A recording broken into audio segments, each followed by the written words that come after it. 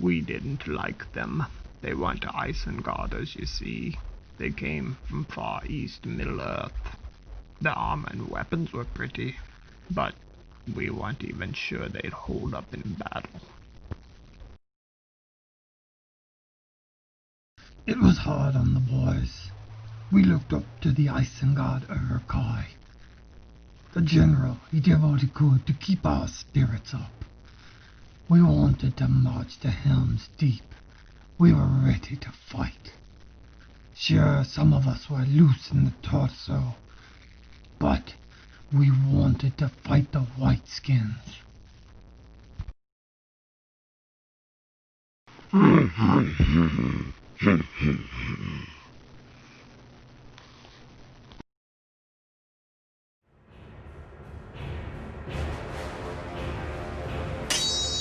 Looking good, lads. Would you like a pastry, General? Thank you, Raggy Hair. How goes the archery?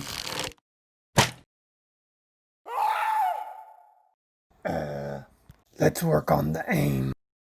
How are the troops? The lads are not happy, General. They wanted to go to Helm's Deep.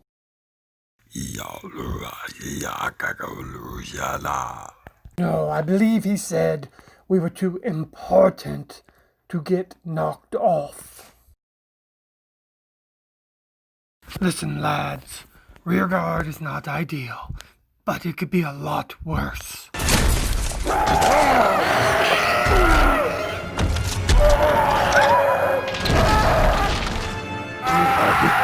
A fine hit.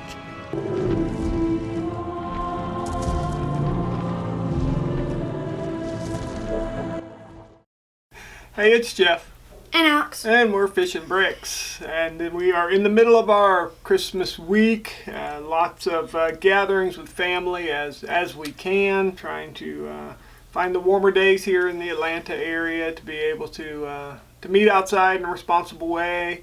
But in the midst of all the merrymaking and gift exchanging, I did get a package in the mail straight from China that we've been waiting for. We have 8 packs of Uruk-hai. These are, we did a video on the Iron Hill Dwarves. These are the same sort of things. These are Lego compatible. And someone asked in the comments to do a Uruk-hai. That's true. We did get a specific request to do a review on these Uruk-hai, and so it worked out. These shipped a lot faster than I thought. I wasn't actually expecting to get these until January. So pleasant surprise to see them come into the mailbox. And so we're going to put these guys together and review them and see how they look. Are you ready? Yeah. Okay. I'm already choosing the one that I'm going to build. Let's go. Alright.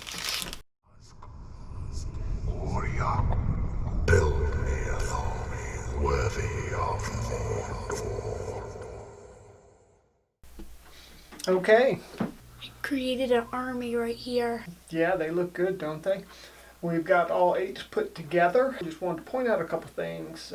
Compatibility with authentic Lego minifigures. These knockoffs, the legs will not fit into the torso of an authentic Lego minifigure. Otherwise, it is compatible. Real quick, we'll just do a side-by-side just as a point of reference between one of the knockoff minifigs and the Uruk-hai. This Uruk-hai is the Lego Uruk-hai from the Tower of Orthanc set. Obviously, you see a lot more detail on the knockoff, but I don't think that's completely surprising. I'm sure Lego production has to hit a certain price point per part that limits the number of colors on their pad printing and the number of accessories and things like that. Lastly, we encountered on more than half of these minifigures a pretty loose fit between the legs and the torso. I had a similar fit issue on the Iron Hill Dwarves. For them, it was the feet were not fitting snugly onto studs on a plate. You can fix that with ZAP-A-GAP. I'll show you here at the end of the video how we do that.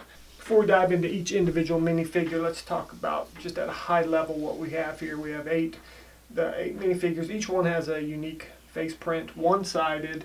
There are 3 print variations on the torso. There are 3 print variations on the arms. There are 2 leg print variations. There are 4 different helmets. 2 are similar, but we'll talk about that when we look at each one. Each figure has a unique weapon. There are 4 shields, all the same shield. 2 quivers for arrows and 2 capes or cloaks, and we'll talk about those when we look at each individual one. Oh, that guy looks so cool. He does look cool. This is the Uruk-hai General. We call him that because of his helmet. Weta Collectibles put out a line of 1/4 scale helmets from the movies, and this one was listed as the General's helmet. I don't actually remember it in the movie, but if you guys remember it, drop us a comment. I'd love to go back and see it. The axe that he has is one of the, straight from the movie, it's one of the Uruk-hai Scout weapons. The group that was chasing the Fellowship caught up with them at Amon-Hen when Boromir was killed. He has the standard set of armor that comes in this set, but he has one of the capes that attaches here. We'll do 360s on these so you can see all sides of them, and you can get a good look at them. Oh, this one actually has like a identical sword that everyone has seen if they watched the movie. Yes, this is the standard Uruk-hai Swordsman with a sword that we see forged in Isengard that's carried by so many of the Uruk-hai in the movie. The armor looks, it's the same armor piece, and it looks really good. The pauldrons, the neck guard, the breastplate's all one piece, but it fits well, gives a pretty good amount of mobility to the arms. Coloring looks good. The torso is the chainmail hauberk. It's the most common print. The legs are the same on all of these except for the Berserker. It is a 360 print. The skin tone, you'll notice also, they went on these knockoffs with more of a brown, whereas the Uruk-hai are kind of modeled red and black and brown in the movie. They went brown, kind of a dark red brown, very similar to the Lego minifigure of the Berserker and Lurtz from the Forge set. And it looks good. I think it works. Here's the second variation of the Uruk-hai Swordsman.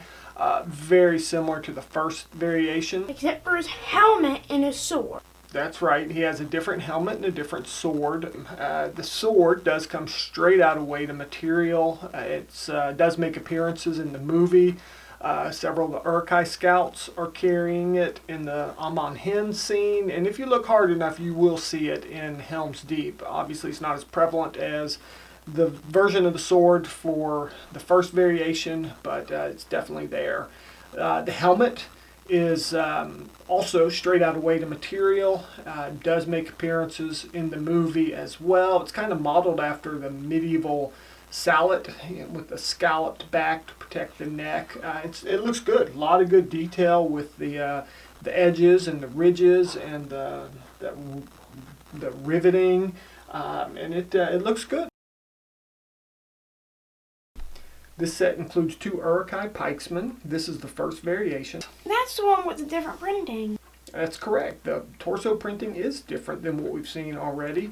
In fact, it's unique. There's a similar print pattern that we'll see in a minute, but this is the only one that has that necklace with the teeth on it. The printing is plate mail over chainmail hauberk, and I think it's probably because the molded armor piece is not included with this minifigure. Instead, he has the cape and the shoulder piece that the cape snaps to. The helmet is the same as the second variation of the Swordsman, and he has a pike that definitely straight out of the movie, the March to Helm's Deep, the Battle at Helm's Deep. The sky is full of these pikes as they're marching. They did a really good job capturing the shape of the head. If I had a complaint, it would be about scale. I know obviously for a minifigure they would never make it the same scale as it was in the movie, but I would like to have seen it a little bit longer. But other than that, I think he's a pretty cool minifigure. This is the second Uruk-hai Pikesman. In many ways, he has all the common elements of the set. He has the armor mold, he has the shield, he has the most common helmet, he even has the most common torso print. And a really cool spear. Yeah, he does have a cool spear or pike. But the pike is the one thing that's throwing me. In the back of my mind, I feel like I recognize it. But when we watched the movie, didn't see it. Looking through pictures online, I couldn't find it. So I'm not sure if you recognize it from the movie and tell me where it is. I'd love to go see it. But it looks cool. I just couldn't find it in the movie. This set includes 2 Uruk-hai archers. This one comes with that chainmail printing. It has the molded armor piece. That armor piece has the 2 hollow studs on the back that the quiver can attach to either over the left or right shoulder. He has Bow and arrow. Yeah, he does have a bow and arrow. That bow and arrow you will recognize from Fellowship of the Ring. It's modeled exactly after the one Lurch used when he shot Boromir. You don't see that bow at Helm's Deep, but a number of the scouts were carrying it in the Amon Hen scene. And he has the scalloped back helmet, that lesser common helmet. There are 3 of those in this set. He looks good and is a pretty cool little archer. Here's the second Uruk-hai archer. This is my favorite right here. I love this crossbow, Dad. Yeah, that crossbow is cool. That crossbow was all over the Battle of Helm's Deep. I think of all the weapons on these Uruk-hai, this one, they did the best job of capturing the details of the weapon. The torso is printed with plate mail, similar to the first Pikesman. Actually, it's identical to the first Pikesman that we looked at, except that Pikesman had the necklace with the teeth on it, bones and stuff. You'll also notice that Pikesman and this archer both have a unique arm print compared to the other Uruk-hai. It has a printed armor for the pauldron to cover the shoulder. He has the more common helmet, and his quiver is the same as the first archer. Now, something interesting, in the bag I got a neck bracket that looks like their own mold, and it had a solid stud with a 1x1 round stud to go on it to attach the quiver. I'm not sure why they did it this way, unless they felt they needed to give space for the helmet. I'm not sure, but I switched it out. I put in our dark red brown Lego 42446, the neck bracket that has the hollow stud, so I could attach the quiver directly to it, and I think it's more compact, and I think it looks better. But he's a cool looking minifigure for sure. Alright, final minifigure in the set is the Uruk-hai Berserker, one of my favorite from the movie. The way the designer described how they envisioned these guys putting the blood of their enemy in the helmet before they put it on to put them in that bloodthirsty Berserker mode. Saruman used them as a shock troop, sending them up the top of the ladder first to the top of the Hornburg wall to clear the way for the Uruk-hai coming up the ladder behind them. Obviously, another big scene with the Uruk-hai Berserker was when they had the big torch and detonated the explosive to breach the wall of the Hornburg. I think they did a great job with this minifigure, the detailing, the black lines for the muscle definition, the white handprints on the chest and back and face. The helmet is the same helmet as the general minifigure. It doesn't have the blade for the top. It does have a hole for the blade piece to snap into, but shape-wise and size, I think it's very comparable and captures the Berserker helmet. Has the giant two-handed sword with the double blade at the top there. The leg print is the only one of these 8 that's not 360. There's no printing on the side, but I think they did a great job, especially when you compare them to Lego's official minifigure for Berserker, who didn't even have a helmet, just had a gray head with some printing. Again, Lego has to hit certain price points, I'm sure, that dictates some of the detailing that they can do. But I thought that for this knockoff set, I thought this minifigure really came out well. that concludes the review for these minifigures. I'm impressed. Like the Iron Hill Dwarves knockoff set that we reviewed, I think the attention to detail with the printing is really good. I think the accessories are done really well. A lot of thought has been put into making them accurate to the movies. I think that if there was a complaint for the Uruk-hai, maybe it's that they're too polished, that the helmet and weapons and armor don't look as crude as they do in the movie. Maybe that's difficult to do at this scale with a minifigure, but I think they do a really good job with these. I'm intrigued by them. We're conceptualizing a Gondor fountain mock and looking at the Gondor fountain guards that they have available, and I think they're great to plug in some gaps on mocks. You know, if you were keeping track of these 8, 4 of them have the white hand on the face, 4 don't, so you could use the 4 that don't have the white face as Uruk, the Black Uruks from Mordor. You know, they were around, Uruks were around in the end of the Third Age, long before Saruman bred them, and you know, Shagrat being probably the most prominent one in the movies there at Cirith Ungol. So if you were going to do a mock with those, these would fit. I think they're, you know, at the price point, it's amazing, really. There's premium minifigures being created by third-party companies, minifigures.com, folks like that, and their price point, you know, for one minifigure is about what I paid for this set of 8, and it's a pretty good value for the money. Hopefully you've enjoyed this video. Hopefully it's helped you if you're looking at these guys and considering ordering a set.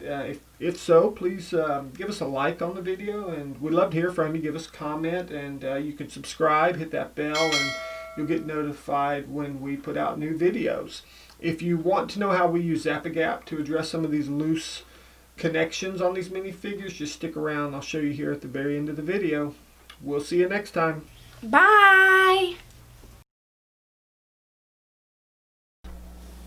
Okay, let me show you the ZAP-A-GAP that I use to fix issues with these knockoffs where they don't have quite the quality control. You have some looseness. I've already fixed a lot of the figures, but I'm down to the last 2 here and thought I would put it on video so you could see what I do. I use ZAP-A-GAP. It dries super hard. Have a Kleenex handy in case you get a little too heavy with the application and need to wipe it off. But all you're really looking to do here is, I'm just going to put a little drop on each of these torso posts, and then it will create more contact here and make it a tighter contact point here and a little more solid. And that's it. 2 drops. Hopefully that can be seen on the camera. I'm going to get the Berserker here. Same thing. I'll put 2 drops here.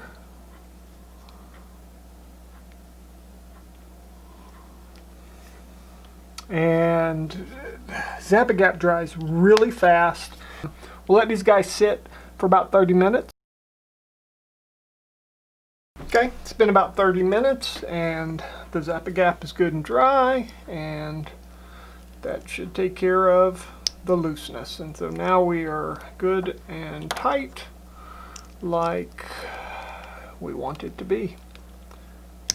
And that's how you can use ZAP-A-GAP to fix the loose parts of these knockoffs.